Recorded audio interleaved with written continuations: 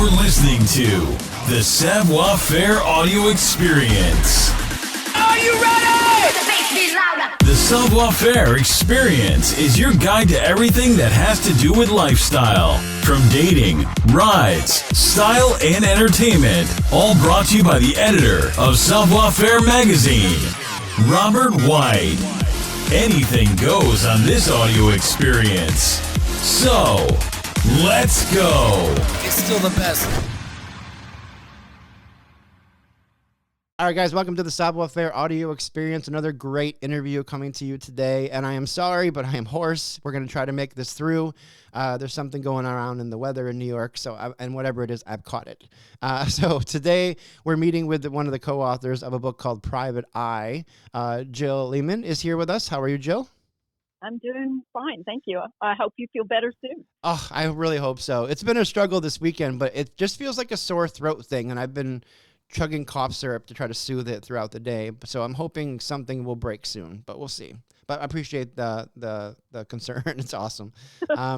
So I was doing a little research on you today, Jill, and I found out that you've got 40 some years of background in this topic we're going to talk about today, which I'm kind of baffled by because we're talking about kind of AI in the future and what this Private Eye book kind of dives into. I didn't think this stuff was around that long. So it threw me off a little bit. Most people who have recently started hearing about the words AI are very much in your camp. But I'm here to tell you, AI's been around for a long time. The phrase AI was actually coined in 1956 at the Dartmouth conference, and it was itself a reaction to earlier science that goes all the way back to Alan Turing. So okay. The whole question of how do you get computers to act like human beings has been around a really long time, and I've been a part of it for. Well, this is an exciting topic for me because I just got off the phone with somebody that is creating AI generated music, which is really cool. Mm-hmm. But I love the whole idea of all this stuff. I'm in these rabbit holes, but I want to kind of back up a little bit here. I want to learn more about you too, obviously. So maybe you can tell me a little bit about your background, what you've been up to, and just give me some introduction to who you are. Sure. Let's see. I usually introduce myself by saying that I've been in the field of artificial intelligence for a long time. My area of expertise, the thing that gets me out of bed in the morning, is anything having to do with human language, whether that's human-human, human-computer, human-robot. If it's about language, I'm interested in it, and my career has been all about finding as many opportunities as I can to do research on what I think of as language-based interaction. So no matter who's on the two sides of the conversation or the multiple sides of the conversation, if it's being done in what we think of as human language, then I'm interested in it. And that means I've worked with kids, young kids. I've worked with the elderly. I've worked with the profile of people who are more represented in the internet. I've worked with native English language speakers. I've worked on machine translation or non-native English speakers. And I've always worked with one foot in academia.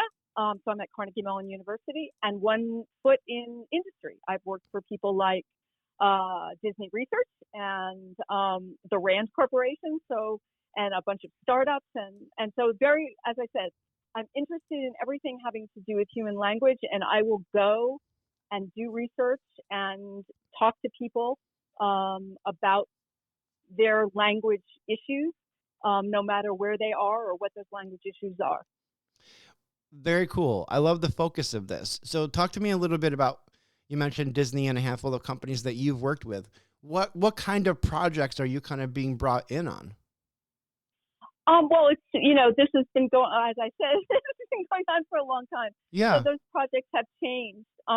Of course, right now, a lot of what we're very interested in, or a lot of what companies are interested in, is how would you leverage what you think of as AI, which is just the current instance of AI, that popular instance of AI, which is a particular kind of way of doing language in large language models like ChatGPT and all the others, Llama and all Gemini and all the others.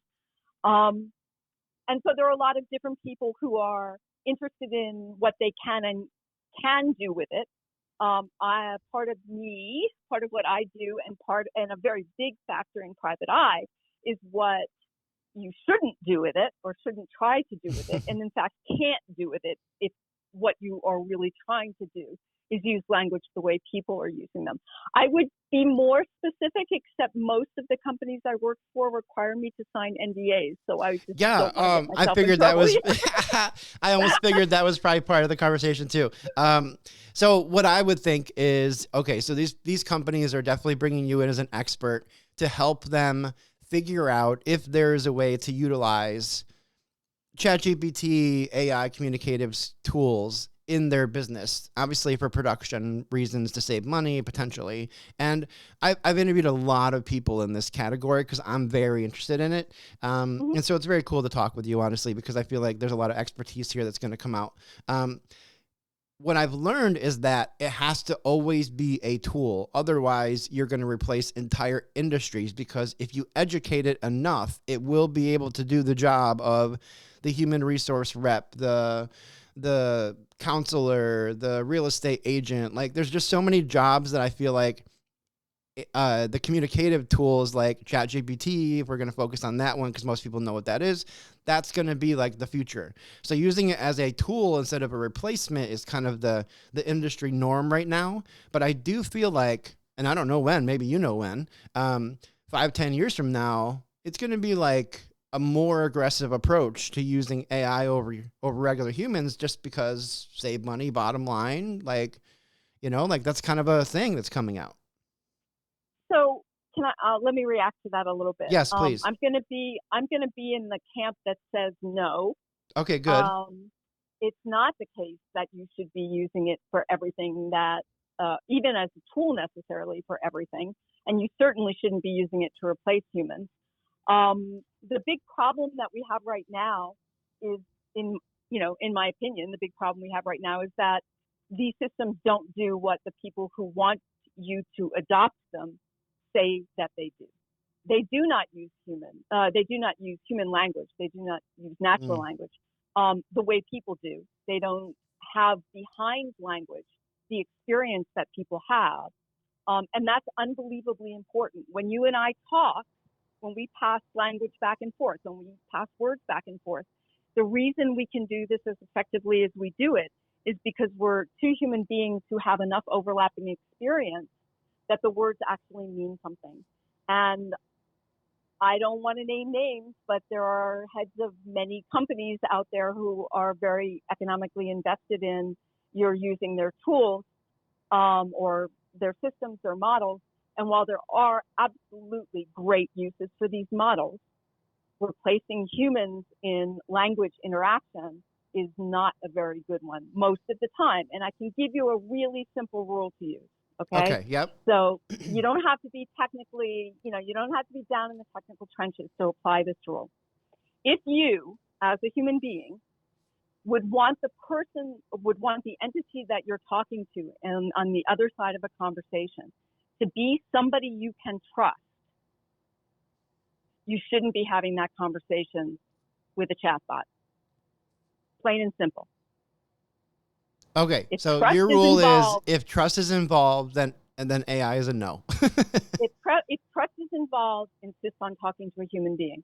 And that is, in fact, one of the fundamental things that's in Private Eye. We have introduced in this future world something called the Machine Intelligence Self-Identification Act, and that is an act that is passed sometime between this year, 2025, and when the story takes place in 2046, which says that an autonomous machine intelligence, or what we call today in 2025, an agentive AI, an agent, which is all the rage this year, that when an agent or autonomous AI interacts with you, it must self-identify as such. It must tell you that, and it must get your permission to continue the interaction. If you say, no, I want to talk to a human being, whoever has fielded that autonomous AI had better put you in touch with a human being. Interesting. So I want to move the onus of responsibility back onto us and onto the companies such that we make a decision about when we are willing to trust and when we think about ahead of time whether we're willing to trust something that is not human, or whether in fact we want the thing on the other side of that conversation to have human experience. Do you really want to talk to a therapist who has never felt emotional pain? Do you really want to talk to a therapist who doesn't know what marriage is like, or failure is like in the business world, or, pick whatever your favorite thing. Yeah. So this is something that I was looking at, this topic, right? So, and we'll definitely dive into the book, but I think because I have time with you, it's really cool to dive into this kind of stuff. What I've looked at, for example, this is an example. Let's say a lawyer, right? Mm-hmm. Lawyers obviously have to have a specific language, but at the end of the day, emotion and all that stuff is really not a place for the courtroom to an extent. So a lawyer, for example, if I could take ChatGPT and create the perfect lawyer and upload all of the law books for my state to ChatGPT, give it all of the education it needs, basically to have, all of that stored, then at any point I could just chat with that bot and it would find the things that I'm looking for immediately, like a reference guide. And then potentially could assist a lawyer with finding every law, every case, whatever is uploaded to that thing, quicker, faster, and be able to do it in real time to assist them without, like in a court setting. But I also think it's also something that's like human resource related potentially, where it could analyze a job application faster and do kind of the first layer before that person applying would get to the human resource representative. It could just pick out certain things. Like some things are like that now, actually, where you, like, I think even on like Indeed, for example, if you go on Indeed, it tells you, oh, you do and don't have some qualifications for this. So that's a layer of it, but not as deep as the communication aspect, where maybe you do an interview with a computer someday and figure out based on your responses and answers if you're going to get to the human person that's potentially going to hire you. Those are the layers of stuff that I look at. Like, we need some kind of foul-proof things, like that emotion's not a part of in some situations. So you just gave three very different examples, and I really like concrete examples. And I can for each of your examples, forces me to focus on a slightly different problem. So is there one of those? I know we have limited time. Yeah, it's okay. One of those examples. Yeah, let's talk about the lawyer situation. What perspective that would bring you? Yeah. Great. Okay. So in the lawyer situation, here's an interesting question. A couple of interesting questions for you. The first is, it's absolutely the case that if a human lawyer, it is not reasonable to expect a human lawyer to have read all of law and to remember it all accurately. What a human lawyer will do is they will read some portion of it, depending on what their education is, and depending on what their area of expertise is going to be. And they will do what we all do with all the reading that we do, which is we sort of remember bits and pieces of it that made a big impression. And the big impression that they made on us at the time depended on what we knew at the time and all kinds of other things. Okay, mm-hmm. Absolutely true. And if you put all of that stuff into a computer, the computer will have the actual text at all times. Now, here's the interesting thing. Does the computer understand anything about law? No, it doesn't. Does the human understand things about law? Absolutely. And when I say no, it doesn't, what I mean by that is a lot of what makes the law is not what's written in those textbooks or court proceedings, but is in fact all the stuff that isn't written there. So when you and I talk, so I'm going to give you a non-law example because I'm not a lawyer, and I'm afraid if I give a law example, yeah. I will get it so wrong that's all anybody can Same with on, me okay? too. It's just an example. Okay. Yeah. So let me give you an example that I think you can totally relate to. suppose I stick my head in your office door. I'm assuming you have an office. Maybe you work from home. But suppose I stick my head in your office door and I say to you, hey, Robert, let's go to lunch. And you say to me, I don't know, I've got a 1 o'clock. And I say, don't worry, we'll do something fast. Okay, that's a perfectly reasonable human-to-human conversation. Mm-hmm. Here's what I didn't tell you. Or let's say even better, we'll go down to Chipotle or we'll pick your favorite reasonable fast food restaurant. Here's all the things I didn't say, okay? I didn't say, Robert, I'm standing in your doorway. It is now 10 minutes to 12. We both know that we will both be hungry and we'll have limited time in order to do something to assuage that hunger. I suggest that you and I go to a place. What's a place? Oh, let me tell you what a place is. And here are the places that are within easy distance, given that we're only supposed to take so much time for lunch. And also, when we go there, we'll sit down at a table and there'll probably be silverware and there'll be a person named a waiter and the waiter will come. And I could go on forever. But right. We don't ever say any of that. And we don't say any of that because the words that we're passing back and forth to each other are just indices. They're just triggers for our experience. And if you don't know what Chipotle is, you're going to look at me and say, what's Chipotle? But if you do know what Chipotle is, I'm never going to explain that to you either. And if we have a prior history together, I'll know whether you know. And when you said to me, I don't know, I have to be back at 1 o'clock, that is shorthand for everything that you and I both know about lunch hours and how long things take and travel time and the social pressure to be back on time and everything else.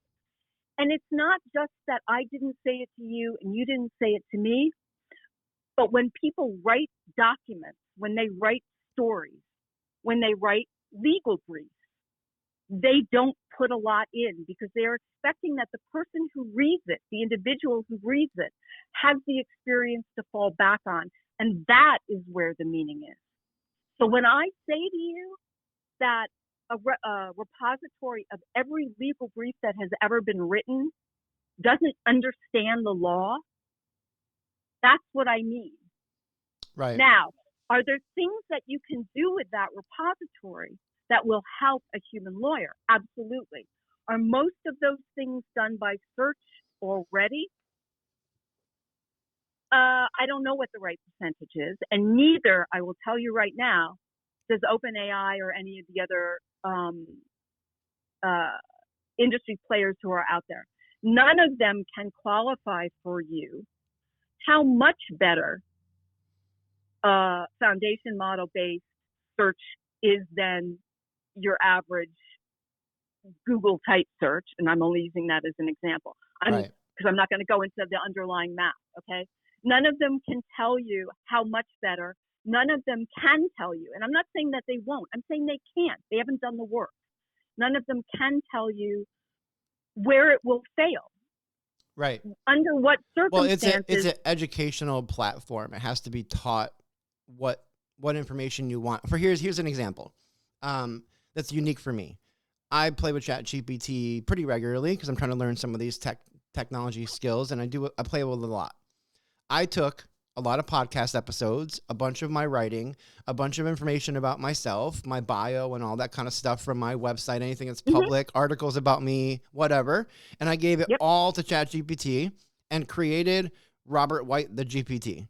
And that GPT can write an article like me in the same way that I speak and talk. Not the way that your example with the Chipotle thing where an AI bot would break it down very educationally. I always say it's the college, mentality with all the big words and whatever. That's not the way it speaks. It speaks very much like the guy that grew up in upstate New York, who's got a couple kids, had some experiences. I kind of explained all of those things that, educated a mindless thing to create and be how I would write. And so now I do have a GPT that I can utilize for oh, I have a writer's block. I'm writing this article about Jill in this book, and I need you to give me a little advice on what I could do here. What angle can I go? And it will just give me prompts. And then I can look at those to get out of writer's block. And that's what I created it for. So it just helps me save time. It's a tool. It's not doing all the work. Right? So it's kind of cool. Right. And the reason that it works for you as a tool, I think there's absolutely nothing. I think this is great use. Okay. And the reason that it works for you as a tool is because you aren't going to ask it to do anything that your training, what we call out of distribution task. You're going to ask it to be you. You gave it stuff to help it make it you. You're going to ask it to just reflect that stuff back, and you're going to fill in the blanks when you didn't give it something that it needed by looking at and editing its output. Yep. But if I were to try to talk to it as if it were you, I promise you that it wouldn't take me very long to drive it into a portion of conversation where you hadn't prepared it, and where it wouldn't sound like you or be a very good representative of you, and where you might actually not be too happy about the kinds of things it's saying. Right. So great use, terrific. Within parameters we're talking about here. Yeah. Right? For you personally. But I want to know whether I'm talking to you or talking to that model of you, because I have very different expectations about whether to trust what I get back. If I'm talking to you and you tell me something, then, there's a whole social structure in place. There's a whole legal structure in place. Yeah, absolutely. Right? Absolutely. Yeah. But it's your model. I want to know, because then I can sit back and go, that doesn't sound right. Well, it's an AI model. What is it though? And so again, it's not that there aren't uses. There are uses. There are good uses. It's simply that the language with which we talk about these models is deceptively all-encompassing. We talk about them as if they think, or as if they reason, or as if they know, and they don't do any of those things. Right. Exactly. Yeah, I think I think most people talk about generative AI and creating stuff like this like it's a brainless child, and we're educating it, and eventually it will turn into a human that can manage the tasks that humans do, but it never will. Like, that's kind of the aspect, right? Like, well, and that's what makes Marlowe interesting. So if I can just jump in with a little tidbit about the book, I will. Well, I want to dive into the book for sure. So let's talk about only the book. Okay, so we could talk about these other topics for days, and I really wanted to pick your brain because of your experience in this industry. So obviously you wrote a book called Private Eye. It's a co-written project between you, Paul, and Ashley. Yep. And you were obviously brought in for some of the speech aspects of it like we're talking about. But dive into the storyline. Tell me about Private Eye. What's the basis of the story, and then we'll dive into some of the characteristics of it. Sure. The book is written in what we like to, so think of, if you know film noir, both Paul and I, when we started to talk about writing this book, we both love film noir. And so we had been kidding for a long time. We saw the underlying technology long before OpenAI ever released it on the world, because of what we do. And so we were spending a lot of time talking with each other about it. We love noir.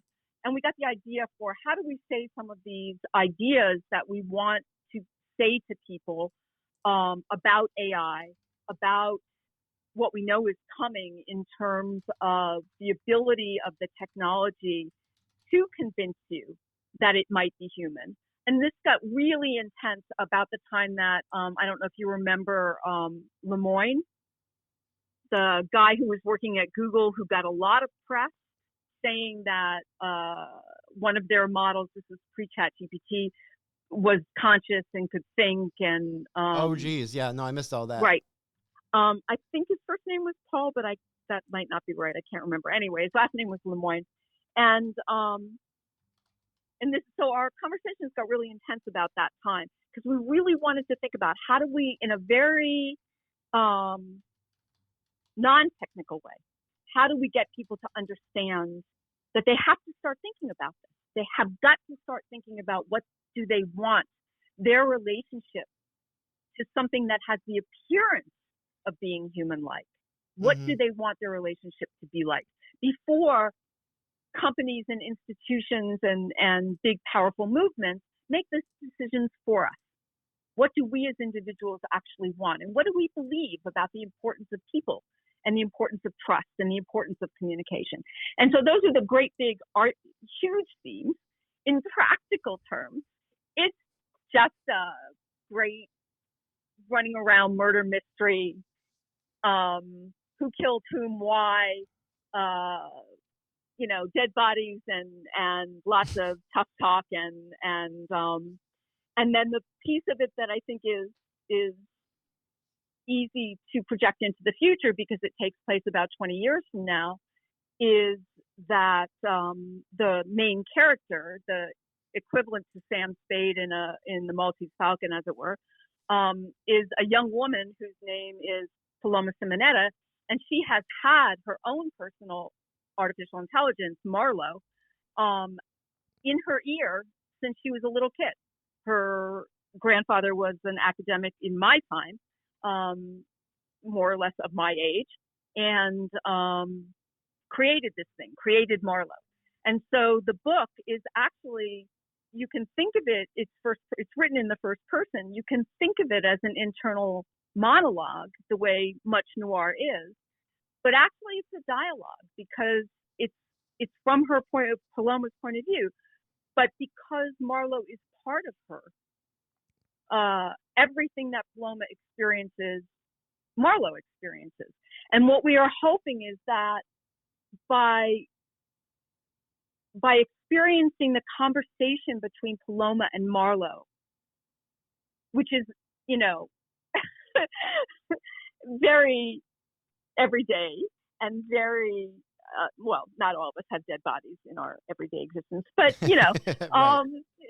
it's a lot like Two Friends. So it's one of those friends was not embodied and sounded a little like Humphrey Bogart. That people can look at that conversation and begin to ask themselves, as Paloma asks herself at various points in the story, begin to ask themselves, wow, what do I believe about this? If I had this kind of relationship with an AI, would this be a good thing or would this be a bad thing? Is this a thing that I want? Is it as helpful as it seems, or is it actually problematic? And we wanted to show sort of what would the world look like if you had that kind of relationship, and also what will the world look like when the rest of the world has slightly different relationships with artificial intelligence. Mm-hmm. Well, it's probably only a matter of time until the real world has something similar to this, for sure. The concept you have in the book. And it just kind of makes sense that, smart glasses are already part of our world. We're already kind of relying or using them for information. But now I could imagine having an earpiece that's just in your ear that's AI and literally kind of taking the thought away from you, like almost decreasing your human thought process because it would be answering and doing stuff for you all the time. Is that kind of the perspective that you guys are trying to capture with this? Well, that is one way it could go. And I think that you could read the book and read the relationship between Marlo and Paloma and ask yourself if that's what's going on. Another way to read exactly the same text, exactly the same story is, and this is more from the point of view of, again, somebody who has worked in the field of artificial intelligence for a very long time. What would it be like if you had not a large language model like ChatGPT that was based on the whole population, everything anybody had ever written, no matter what they believed or who they were or what time period or whether they were even consistent, right? Because it's got all of Reddit in it. It's got all of Yeah, right. Okay, and it's all in there. But what if instead it was a model of you. So take the example, the very example that you gave me about you loading yourself into a GPT-like model. Mm-hmm. But now imagine that it's not just you gave it, some stuff, some descriptions and some stuff you'd written in whatever, but actually it millisecond by millisecond for 15 years of your life, both what you see and what you hear and how you use language to describe your own experience. What if it had all of that data of you and only you? What would that thing be? And what would that thing be if somebody had been clever enough to say, I'm not going to program into Marlowe what it should do. I'm only going to say, keep Paloma safe. So now you have something that can predict. Yep. At 100 milliseconds, at a minute, at 5 minutes, at a year, at 10 years, is constantly predicting what Paloma will do and constantly predicting it pretty accurately so that it can look just a little bit ahead and say, no, don't do that thing. That's more dangerous than this other thing you could be doing. Where the other thing not only will keep Paloma safer, but is in the set of things that Paloma is likely to do, because as a model of Paloma, it can only produce. Marlowe can only produce the things that Paloma would produce for herself, the ideas, the thoughts, the language, the words, the possibilities that Paloma would produce for herself, because it is a model of Paloma. I love that. So imagine now, okay, that you have a Marlowe, Mm-hmm. and it's saying to you, you get up in the morning and it's saying to you, it's not saying anything because it knows you don't want to talk for the first 10 minutes. Okay. Right, exactly. And it waits till you get in the kitchen and you go to reach for the cereal and it says, no, I just heard your kid get up. You want to take the other cereal. Okay. I mean, that's just such Well, my thing would be, would it give direction in the real life experience, or would the Marlowe in my ear be my voice of reason, like the little devil and the little angel on your shoulder type of thing? Because if it learned everything possible about you, your negatives, your positives, whatever, would it encourage you to do the negatives because that's what it was educated on? Or would it be the voice of reason that would say, no, we're not doing that today? Like, I feel like that would be the uniqueness of how this model would be created. Or I guess in this situation, why her grandfather created it, it would probably be a voice of reason through life and not something that would, and like you said, kind of foresee what she may or may not do in the future compared to just going along with her plan. So I love exactly. I love what you just said. This is the second interview that I've done in the last week, and I got a very different question from the previous interviewer, but of the same sort of category. And it's the category of, but why didn't you make Marlowe this way? And I love that, because that means I'm successful. If your readers, your listeners read Private Eye and they come away from it saying, no, Marlowe should have been like this, or in this circumstance, I would have wanted Marlowe to do this other thing, then we've been successful at engaging you in thinking about what kinds of relationship you want. Because the relationship, the kind of model that Marlowe is, the kind of AI that Marlowe is my, how do I say this? My fantasy of what I believe after 40 years in the business I could build, if only I could talk someone into giving me the money to build it. Okay?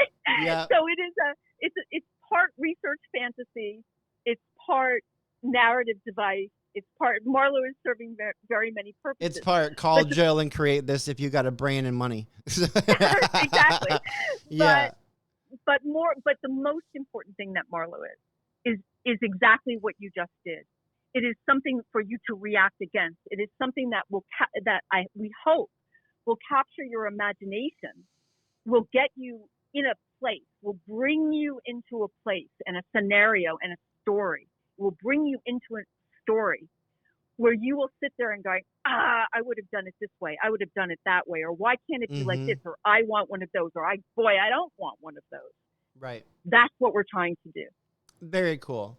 Well, I read brief pieces of this book when it arrived at my door weeks ago. So my brain's not totally there as far as what I read. But talking to you about the concept of the book, the idea that this Marlowe character is kind of a piece of this, it definitely is making me want to sit down and read it.